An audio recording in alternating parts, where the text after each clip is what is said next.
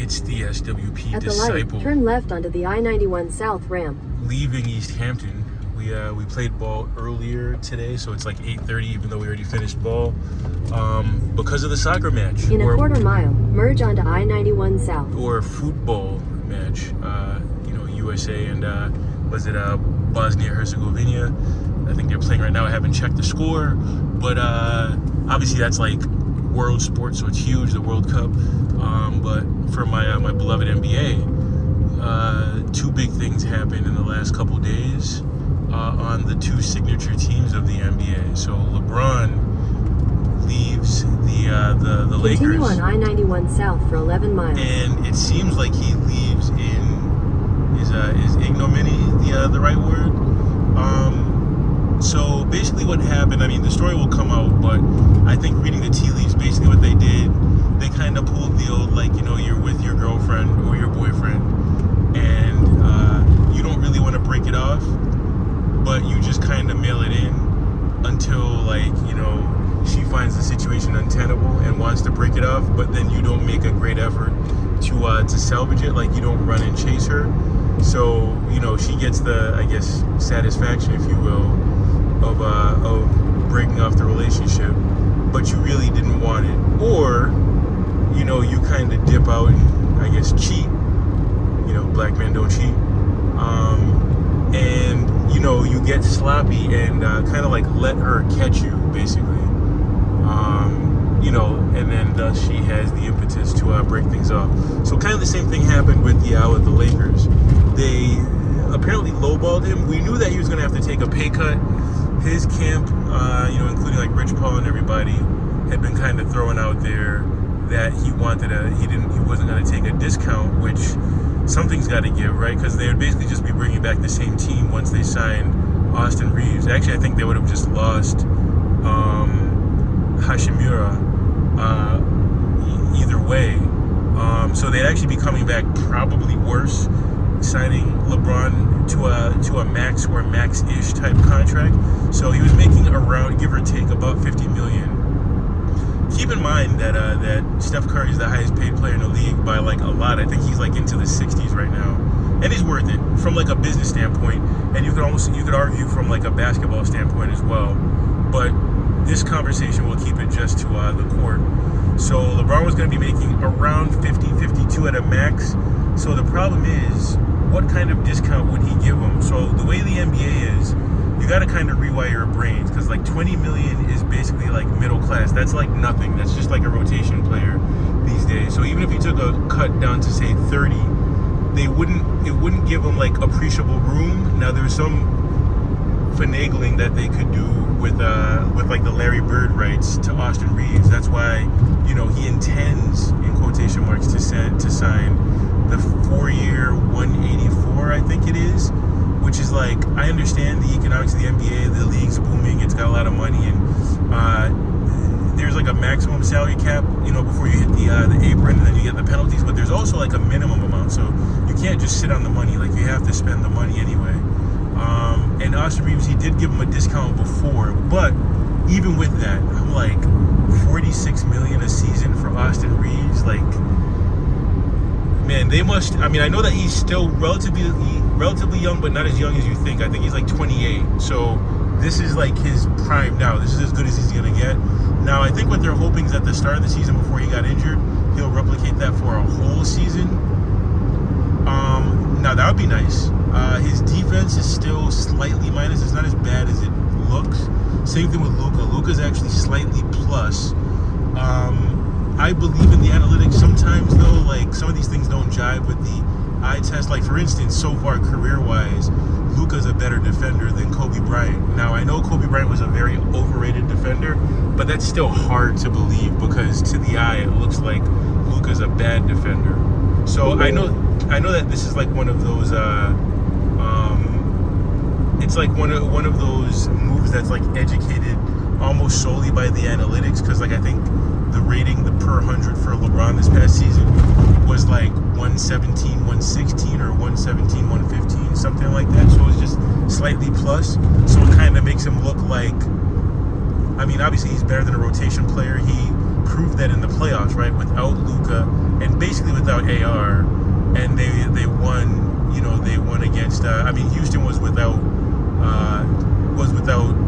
Durant, and obviously they played the whole season without Van Vliet, but still they were favored to win because on balance, at this point you would take Doncic and AR certainly over Durant and Van Vliet, which Van Vliet shouldn't even really count because he was out the whole season. So, and then, you know, the rest of the team was healthy and much younger with like a press ability. Like there was one game where they're up like 20 something. It looks like they were about to cough it up and they just barely hung on. I mean, they ended up winning the series, I think in 6, but had everybody been healthy, Lakers probably win like in 5 maybe.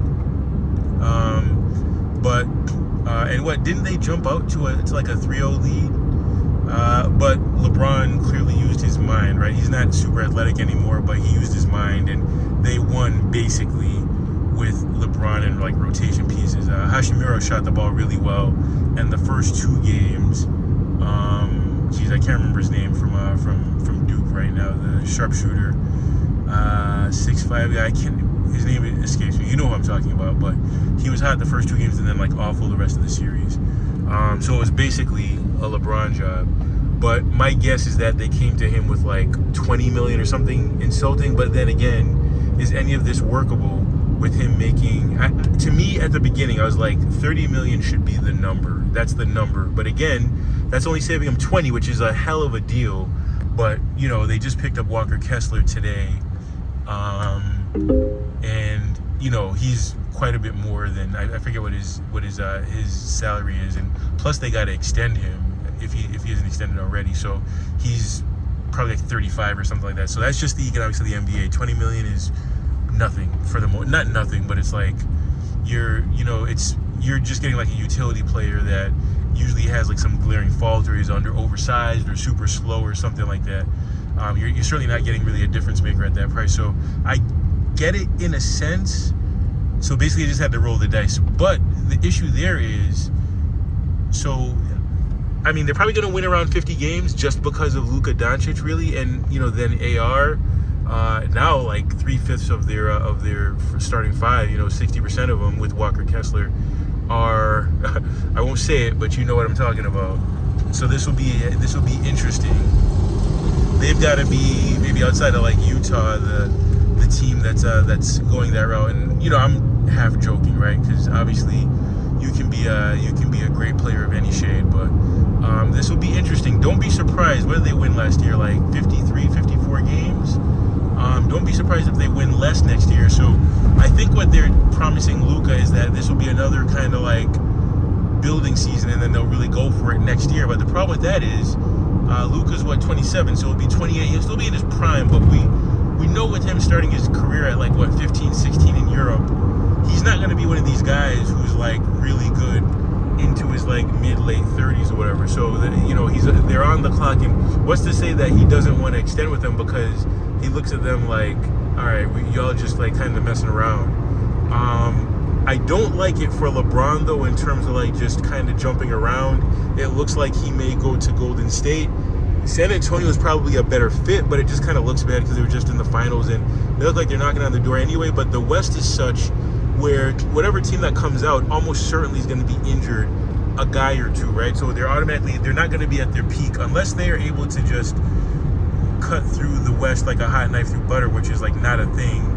They're always going to be, even though the East is like not as good, though the East is sneakily improved this year coming up.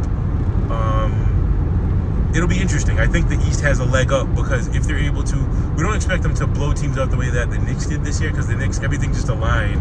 And with the Celtics falling out, they didn't play that one really hard round, so they were just really fresh for, for the Spurs, and the Spurs were beat up. Now, that was like the secret sauce of the Bulls in the 90s. I think other than, was it 98?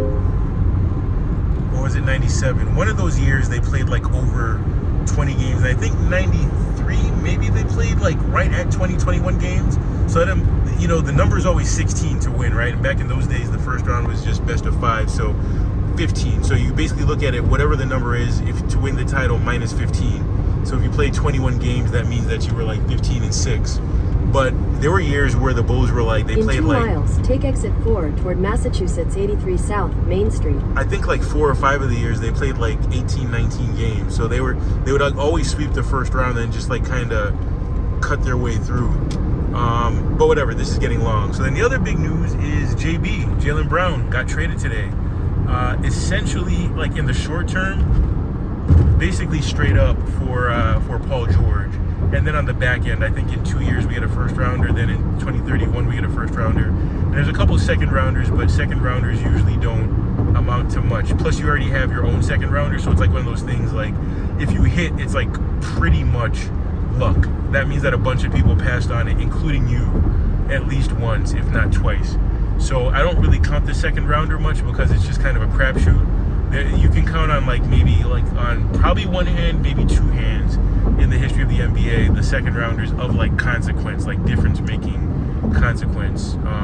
Obviously famously, like, you know, there's like Jokic, I think he was second round. You know, Ginobili, I think, but Ginobili was like, didn't come in the league for a couple years. And I think it was the same thing with Jokic. I think he was played professionally overseas 1 year and then came into the league the next year. So again, second rounders I don't count much, unless it's like the first pick of the second round, like the third. I guess that would be like the 31st pick, because that's essentially like late first round, basically. But if you're like in half a mile, take exit 4 toward Massachusetts 83 South, Main Street. Like Isaiah Thomas, the last pick I think he was of the second round, that's just pure luck. But anyway, you knew once it got out to the public, and obviously these guys are professionals, but with JB, to be like in trade talks basically every year for like the last 4 years, and not even just the offseason, but it was like every trade deadline, every shortcoming of the team, he was always the guy that was like at fault. Like, you know, it Take got to exit him. 4, then merge onto West Columbus Avenue. So it became untenable, and then it came to a point too where they're like pointing to his relationship with Tatum, which I don't think there was an issue, but then people, you know, they started to put it under the microscope, like, you know, he's never appeared on his, you know, on his podcast, which it's pretty clear that, like, merge onto West Columbus Avenue, Hall of Fame Avenue. Tatum then is use the not left like 2 lanes a to turn rah-rah left guy onto Main Street. to be At the on. light, turn left onto Main Street. Then you'll turn right toward Long Hill Street. All right, I don't need this anymore, so I can just exit.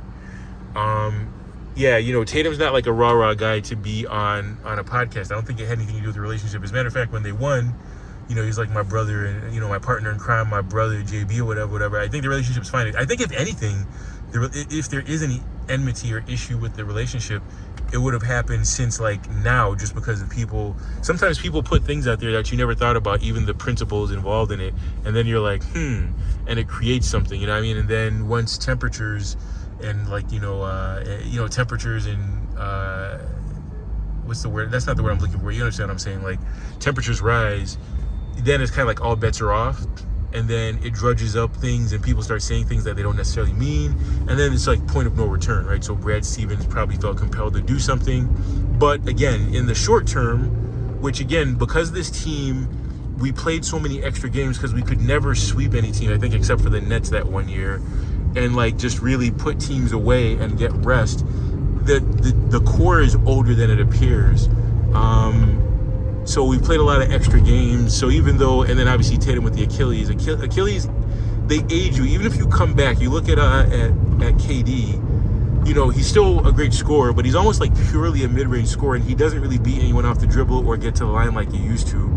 So sometimes the devil is in the details. He's basically, I mean, he's still a deep threat because he's like still a really good three-point shooter, but he just doesn't take them, which I get that. You know, I hoop and, you know, I'm nowhere near the shooter that KD is, but even when I'm hitting threes, I don't just take them wantonly. I'm still trying to get to the mid-range and, you know, get to my left drive, like one dribble pull-up, or sometimes right if I'm feeling good, but usually it's like it's one dribble to the left pull-up.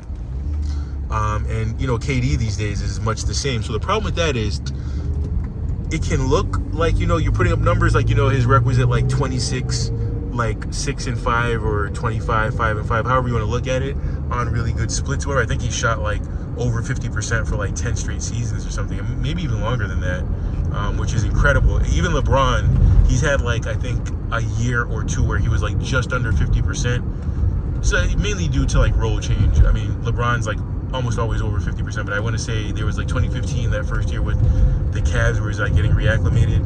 And I feel like there's the championship year where he led the league in assists and kind of changed his role to a pure point guard.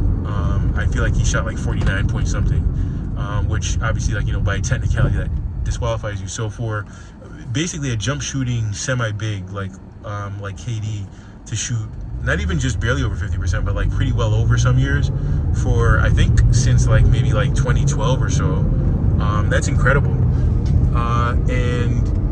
But again, because it's all mid-range, you know, he doesn't have the same gravity and it's not the same impact. So it doesn't necessarily translate to winning in the way that you would want it to.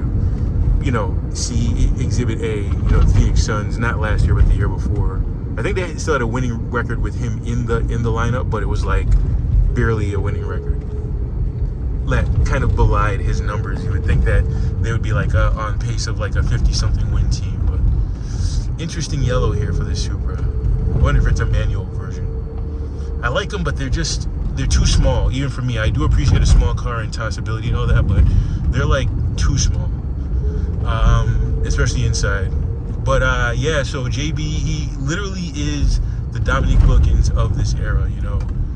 There's like an injury replacement, you know, Kawhi Leonard, and he's probably way more similar to Kawhi Leonard than Derek White is, and he still didn't get the nod for Team USA. Derek White gets it.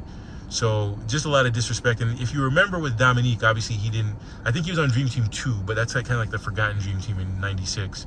And he was older by then too, so it was almost like a career achievement, like ceremonial, you know, appointment there. Yeah, because in 96, he would have been like 36 years old, because I think he was born in January of 1960. So he should have been on the 92 team, though I don't really know who he would replace.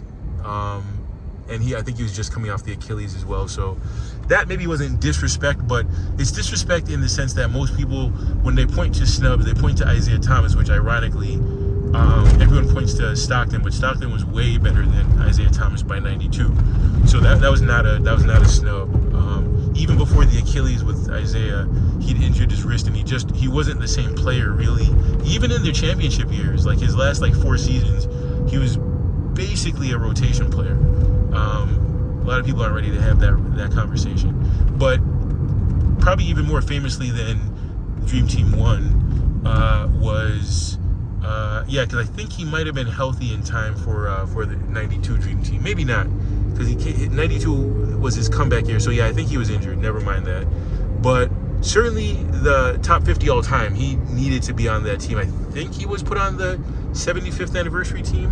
I have to go back and look. I'm pretty sure he was, but that was like a snub of all snubs. Like the real snub for the 75th team was Dwight Howard, I think. But yeah, he was just never really appreciated. I remember when it happened, Larry Bird was like, he's not one of the top 50 players ever. He's one of the top 25 players ever. Now, obviously, since 96, we've had like 30 more years of history. But even guys that have come since him, like Carmelo Anthony, for instance, to me, Dominique is better than Carmelo.